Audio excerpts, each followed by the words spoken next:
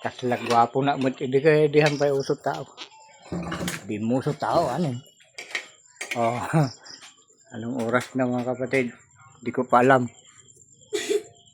Ay, 7:42. Pansin nyo mga kapatid, tuwing ganitong oras ang aming hapunan. Alas 7. Pasado. O, ito yung ulam natin ngayon. O, diba? Alam nyo yan, yung ulam natin ngayon. O, ayan o. Ano to? Yung repolyo kanina, ginagayat ko. Yung repolyo kanina. Tapos, ito hulaan nyo mga kapatid kung ano ito. Tingnan nyong mabuti kung ano yan.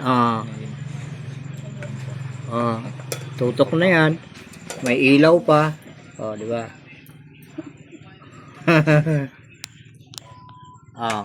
Yung isa. Repolyo din. Bahala na kayo kung anong hula nyo dyan. Di makapugto na laing. Supremyo na laing. Makantay kidi. Kain kami pa dyan ko Germany. Taga Germany kanyam di ba panan. Kaslam panak mo. Taga Germany di pa panan mi. Jay bangir nga ako balay. Apa nagpasyar dito eh.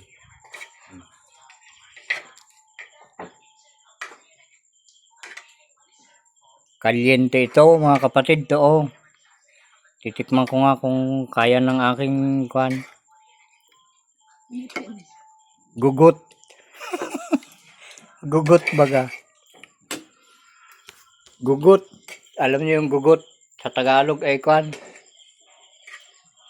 Gilagid. Walang ngipin eh. Expire na yung ngipin ko eh.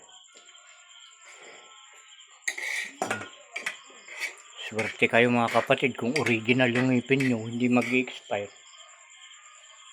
No expiration date. Ba? Kalyente nga. Kalyente. Ano? Balat ba ng ano to? Kalabaw o baka? Baka elepante. Yung kalabaw ata ang karamihan. Kalyente. Ay. Bye-bye.